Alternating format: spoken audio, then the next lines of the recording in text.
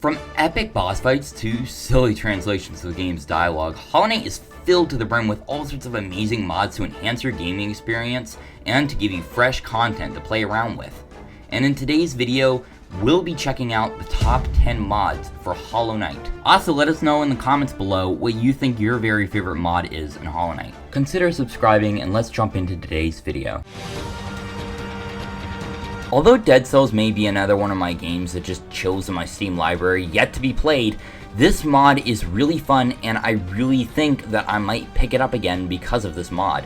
This fight is really awesome and it's different from any other fight you'll really get in Hollow Knight. I really love how this boss will try to predict what you're about to do next and then try to use a counterattack against that move. Now you may be wondering why this boss didn't make it higher up on this list, and that's because, here, I'll just let you watch.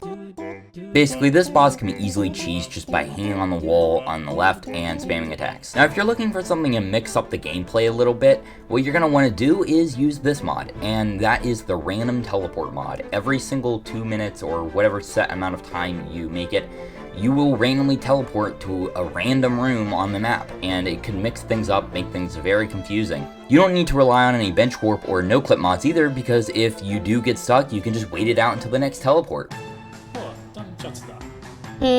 Hello there. I'm down to explode these beautiful old ruins. The Hollow Knight mod will make all the text in Uwu speak. Honestly, I just think this is pretty funny. It's a good joke, and that's why I put it on this list. If you're looking for a new experience, try it out. Now, unless you're like a god gamer, these mods aren't of much use, but they are pretty cool to watch other people play, and they are pretty good mods. Now, I'm actually referring to several mods, and the mods that I'm referring to are what I like to call god bosses. These are basically just really difficult bosses that will put you through a lot of pain, and only true god gamers are able to beat most of these. Yes, I know what you're thinking. Wait a second, Maggot, isn't this actually a god boss as well? Well, Corrupted Kin is a little bit different to me. It was a tough fight, but it wasn't like crazy insane, and you didn't have to be Fireborn 2.0 in order to beat it. So it's a fun fight for any intermediate players like me who just want to fight something and have a challenge without it being crazy insane and just giving up on it because it's too much. This mod's not only pretty funny, but it's also kind of cool to just play around with and see what it does. This mod is Small Knight. It allows you to change the size of the knight to be either really large, really small, or just the default, but who wants that? That's boring.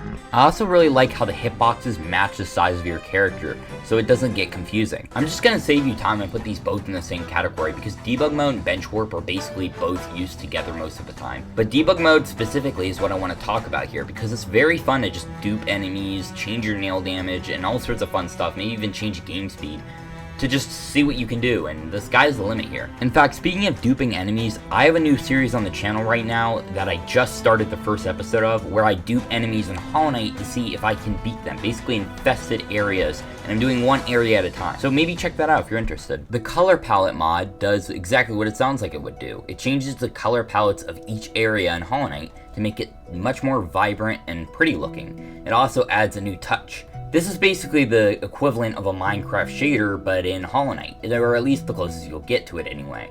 It'll make the game look a lot cooler and newer in a fresh new way. Now you can finally do Path of Pain in style. The Custom Knight mod is really awesome because it allows you to put all sorts of different skins on the player, the knight. There are many really cool skins out there that you can use. Some of them even have their own custom HUD and it looks really cool. For the best Uwu experience possible, play Hollow Knight with both the Uwu skin on and the Uwu dialogue mod on. The Randomizer mods are probably one of the most popular mods and the most used, and for good reason, because they really freshen up the game and give a brand new experience. Basically what these will do is they will randomize items and rooms and areas and enemies and bosses even and pantheons and literally everything you can think of. So if you're looking for a really wacky randomized way to play a game, then look no further because this mod has it all. I mean, look at this nonsense. I have Enraged Guardian and King's Pass.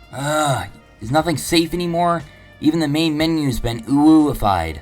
Maybe consider subscribing if you enjoyed the video. Also, here's the other video I mentioned earlier about duping enemies in Hollow Knight. Thanks for watching, and I'll see you all later. Have a great day.